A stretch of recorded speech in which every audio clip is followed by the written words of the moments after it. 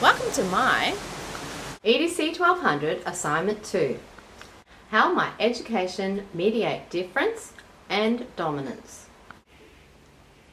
The article I've chosen was on the front page of the Courier Mail, May 3rd, 2012, titled, Open Doors, Government Will Pay Families to House Asylum Seekers. The article reports about the temporary housing of asylum seekers on bridging visas into the Australian family homes. Due to a surge of asylum seekers arriving on Australian shores and a lack of community housing, the government, together with the Australian Homestay Network, have introduced a short-term homestay program for asylum seekers. Security checks will be required for interested Australian families to be eligible, with the government to provide the appropriate training. Interested families will receive a weekly allowance for expenses whilst having asylum seekers in their care. The eligible asylum seekers who have spent several months in detention are predominantly single males aged 18 to 25 and have been through the necessary checks. Most of the eligible asylum seekers are from Afghanistan and Sri Lanka. Approximately 1,000 asylum seekers in the recent months have already been released from the detention centres into the community on bridging visas under this initiative. The Community Placement Network, a branch of the Australian Homestay Network, is a program formed to supply short-term accommodation to help authorised asylum seekers. This not only gives asylum seekers the opportunity to look for long-term accommodation with the community, but it also supported by the hosting family, who is more familiar with the community and how things work instead of trying to work it out on their own. This plan has been welcomed by the supported Refugee Council of Australia and is believed that mandatory detention causes mental illness, which becomes a costly exercise to the Australian public. However, the opposition government of immigration claims that the hegemonic government is desperate, reckless, has lost control of all its Australian borders by introducing such an irresponsible and careless policy. He believes Australian families shouldn't be asked to house asylum seekers that have arrived illegally by boat, as well as those that have had their claims turned down. A spokesperson for the government retorted the claims by saying that opposition like to portray the asylum seekers' issues as a threat to make themselves look good. Although the opposition government have expressed their feelings about the asylum seeker issues, not all Australians feel the same way. Many Australians have applied to temporarily assist in housing asylum seekers in their homes through the Australian Homestay Network. Most Australians are authentically willing to help and not just doing it for the government handout. They believe this is a good opportunity to help people that really need the assistance. Reports of asylum seekers arriving by boat onto Australian shores appear in the media almost every day. Over the years, the hegemonic media and the hegemonic government identities have dominated the public views of asylum seekers by questioning the motives of refugees seeking asylum and debating the perceived legitimacy of being a refugee. They must have lots of money if they can pay people smugglers significant amounts of money. Why don't they follow the proper channels of immigrating to Australia? They are queue jumpers. They must have something to hide if they have no personal identification.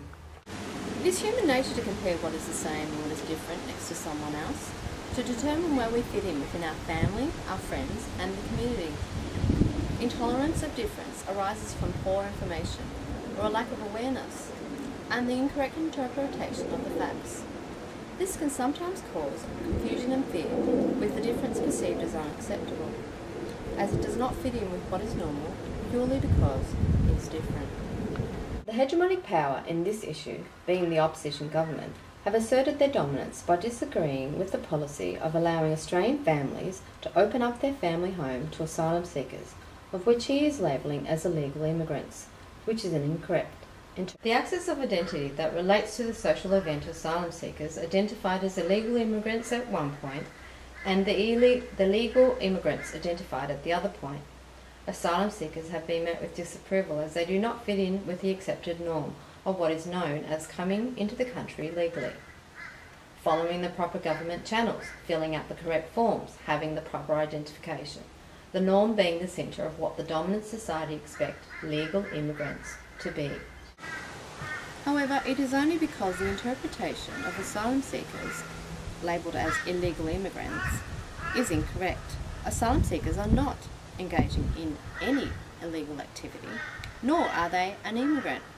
Under the UN refugee law, which Australia is a part of, refugees have the right to enter a country to seek asylum no matter what type of transport they use to enter it. Asylum seekers flee their country from fear of persecution, but Australians fear as they do not understand or have all the information. This notion links to community and collective identity.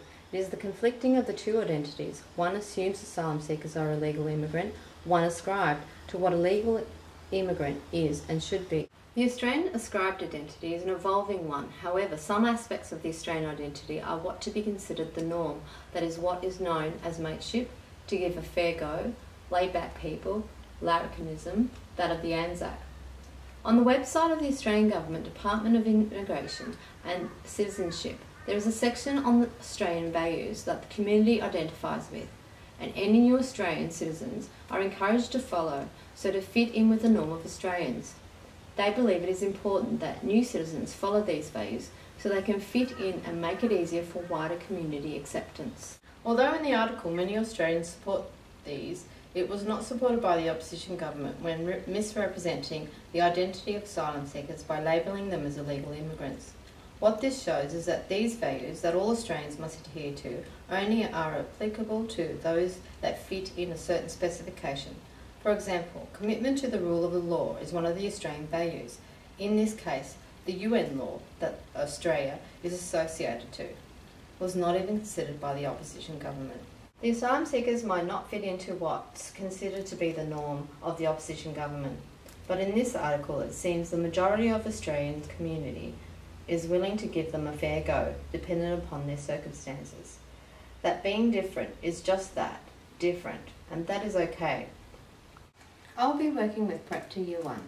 As this is a young age group, to engage your children in the area of difference and dominance, I will implement activities on difference using their prior knowledge and building on that by using feelings, which will assist in acknowledging tolerance and how others feel when treated differently, because they look different.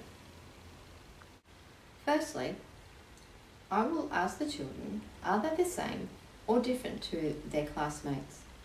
I will then have them form a circle and ask them questions about what is different and what is the same. I will ask them questions like, who has the same colour eyes? Meet in the circle. Who has the same coloured hair? Meet in the circle. Who's the same height? Meet in the circle. And we'll compare these by putting them into a bar graph of how many people have the same and different eyes, hair or height. We'll compare them and see what is different and what is the same.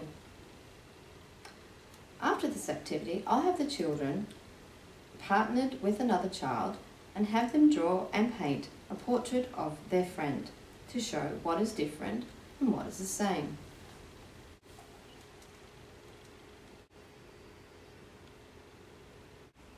What is different and what is the same? Follow-on activity will be to show difference and how it feels to be different from one another, will be the Jane Elliott's idea, blue eyes, brown eyes. With permission from parents and guardians, I will explain to the children the rules of this activity. I will divide those children into groups of eye colour. Those with dark coloured eyes will be allowed special privileges during lunch breaks, like craft activities and playing with Legos, whilst the other group will have to remain outside. The light colour group will change halfway through the week and have the same privileges as the dark coloured eyes. At the end of the activity, we'll ask questions like how did they feel to have the privileges or not, just because their eyes were different. If someone was different in the way they looked to you, would you treat them differently? How or what would you do to make them feel welcome? Another area of difference that I would like to explore with the children would be one that is very familiar to them, and that is one of their family. I would ask them simple questions like, do they have a mum and dad? Do they have brothers or sisters?